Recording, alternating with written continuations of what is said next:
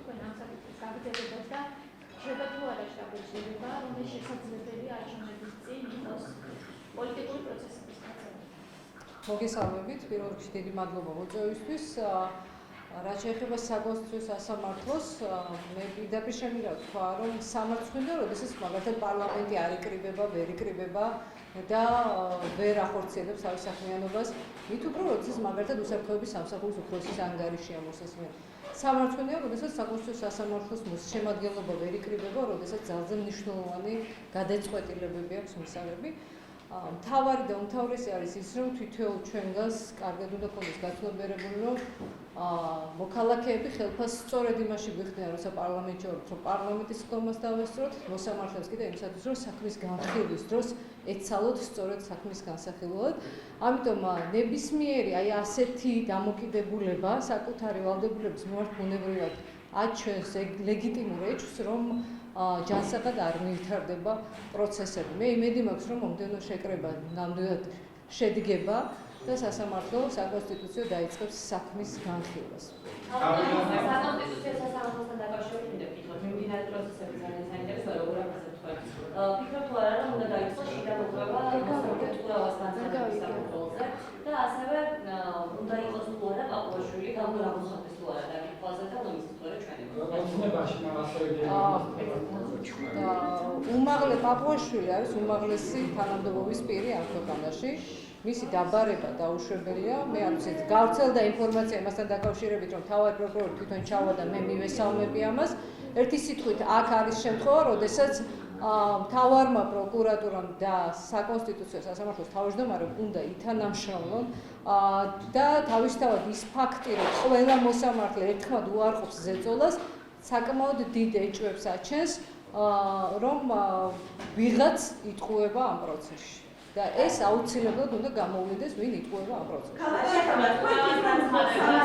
უნდა იცალონ საქმის განხილვის უსვეგუში მაგალითად პროცესი ჩაიშალა საკონსტიტუციაში, იმიტომ რომ მოსამართლეები ვერ ჩავიდნენ დიპლომატებთან შეხვედრის გამო.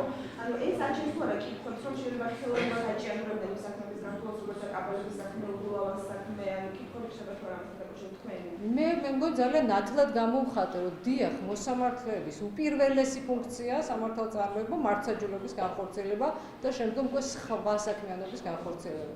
ამიტომ მიმაჩნია, რომ რა თქმა უნდა, ყველანი ადამიანები ვართ და შეიძლება საპატიო მიზეზით რაღაც ვერ მოხდეს, არ მოხორციელდეს, მაგრამ როდესაც kvორუმის საკითხი დგება და მოსამართლეები ვერ იკრიბებიან, შეიძლება ერთი ვერ მოვიდეს, ამას კანონი უშუალოდ ორი ვერ მოვიდეს, მაგრამ სრული შემადგენლობის უმრავლესობა მაინც უნდა იყოს ხდომა რომ დაიწყოს და აი აქ ჩნდება სერიოზული პრობლემა.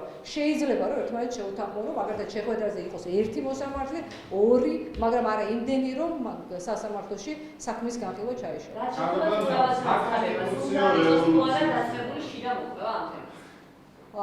რომელ განცხადებაზე მეკითხებით? აი საარჩევნების გადაცემასთან დაკავშირებით. საკონსტიტუციო სასამართლოსა და საკონსტიტუციო სამართალწარმოების შესახებ კანონში საკონსტიტუციო სასამართლოს თავმჯდომარე კანონის თანახმად საკონსტიტუციო სასამართლოს თავმჯდომარე ანაწილებს საქმეებს.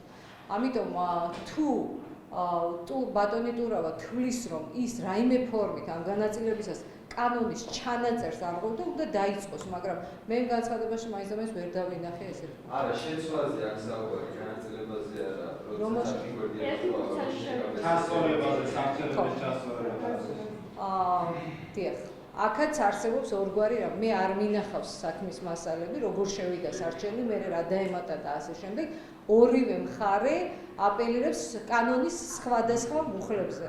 ამიტომ თუ არსებობს ამ შემთხვევაში და ფაქტი იმისა, რომ გადაწყვეტილება შევიდა აბსოლუტურად დასაბუთების გარეშე და ერთი სიტყვა მაინც არ ეწერა, ეს შესაძლოა იყოს შესწავლისაგანი, მაგრამ თუ რაღაც ეწერა мотиваციაში, რა თქმა უნდა, მხარეს ყოველთვის აქვს დაზუსტების უფლება, ეს არა მარტო საკონსტიტუციაში, არამედ საერთო სასამართლოში. ისიც რა, ეს დეტალები არ არის იმდენად მნიშვნელოვანი. მნიშვნელოვანი ის არის, რომ იქ ერთმანეთის მიმართ დაიწყო ბრალდებები, რაც არის ძალზე სამწუხარო.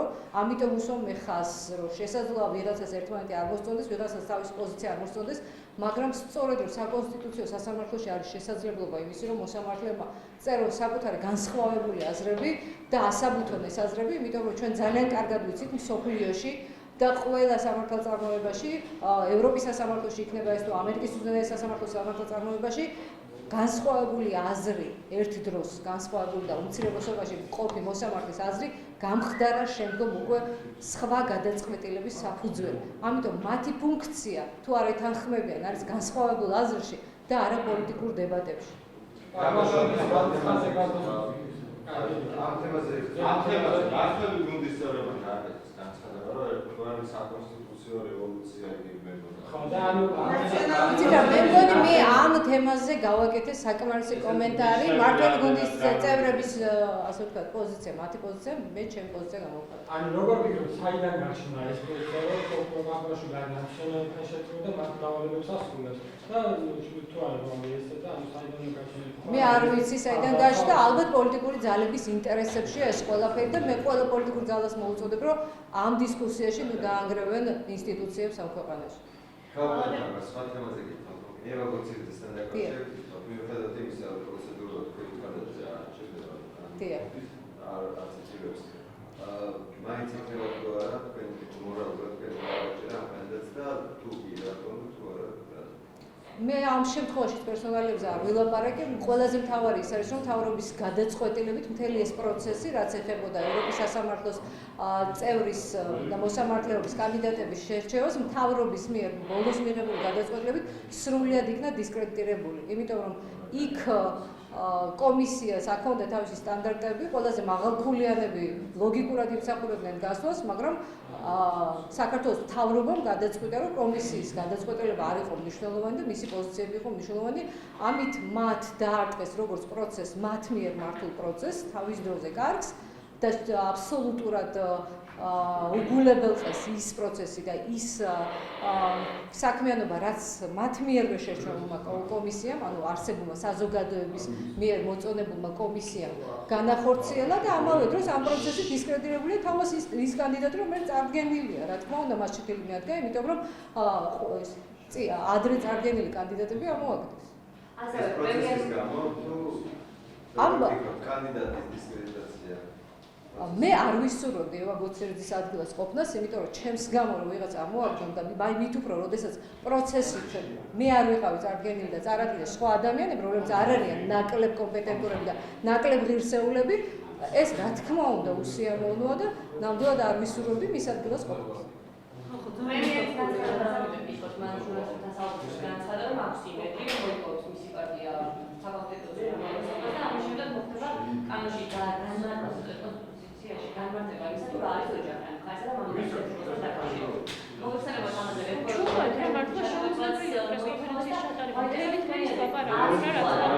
პრემიერის მოლოდინი რეალური და შეიძლება თუ არა მან მოიპოვოს საკონსტიტუციო სხვადასხვა და თქვენ ესე რამდენად საჭიროა რომ ზოგადად ასეთი განმარტება გაკეთდეს კანონში.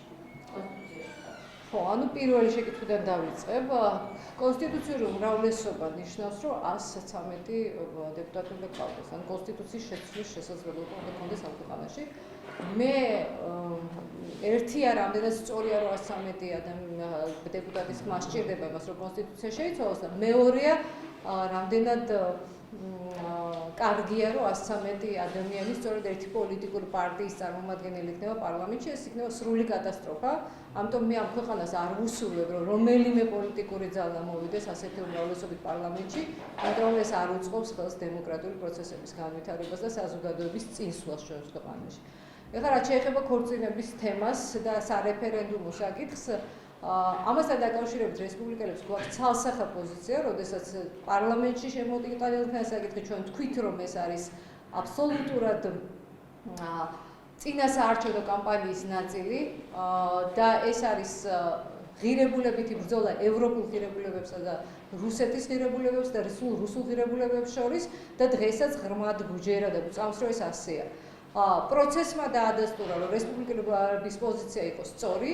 დღევანდელი ვითარებაც ადასტურებს იმას, რომ პრეზიდენტმა ჯერჯერობით არ დანიშნა რეფერენდუმი, მას აქვს 30 დღე ამისათვის, მაგრამ ვართ ისევ იმ პოზიციაში, რომ წინასაარჩევნო პოლიტიკური დებატების ნაწილი არის ვიღაცისთვის ეს, მაგრამ ჩვენ ვთვლით, რომ ამაზე საუბარი ნამდვილად არ აინტერესებს მოქალაქეებს და მოქალაქეების ინტერესი არის სხვა ტიპის დაპირებები, როგორ იცხოვრებენ ისინი ხვალ ამ ქვეყანაში, როგორ აისახება ახალი პოლიტიკური ძალისმოსვლა მათ ყოველდღიურ კეთილდღეობაზე და ასე შემდეგ. და მეც დარწმუნებული ვარ, რომ საქართველოს პრეზიდენტი ევროპული ღირებულებებით ხელმძღვანელობს და რუსულ ნარატივს არ შემოიტანს ქართულ პოლიტიკაში საკუთარი მომავალი გადაწყვეტილება. მე წავიკითხე ჩემი კოლეგების განმარტება ამ საკითხებთან დაკავშირებით, თვითონ შინაარსსაც შეეხება და ერთ-ერთი კოლეგა განმარტავს, რომ ირიბად ეს საკითხის არეფერენდუმო მაინც გულისხმობს კონსტიტუციაში კანონის, ასე იგი, ცვლილების შეტანას. მე ასევე შემიძლია ვთქვა, რომ ირიბად ეს გულისხმობს ადამიანის ჩაგვრას და ძლიერი ადამიანი ჩაგვრით არ არის დაკავებული და არ უნდა იყოს დაკავებული. მეორე საკითხი კიდე, რაც შეეხება რეფერენდუმის დანიშნვას, ძალზე მნიშვნელოვანი ასევე ისიც, რომ მთავრობამ თვითონ არ მიმართა საქართველოს პრეზიდენტს რეფერენდუმის დანიშნვის თხოვნით. ესეც არის ერთ-ერთი საინტერესო საკითხი, იმიტომ რომ როგორც ჩანს, მთავრობა არ არის ერთიანი ამ პოზიციაში. ამიტომ ჩვენ რესპუბლიკელები თვლით, რომ დღეს არ არის და არც უნდა იყოს ეს ძირითადი განხილვის თემა. ვიღაც შეიძლება აწუხებს ეს საკითხი, ვიღაცას არა, მაგრამ ჩვენ თვლით, რომ არსებითი და მნიშვნელოვანი არის სხვა საკითხები.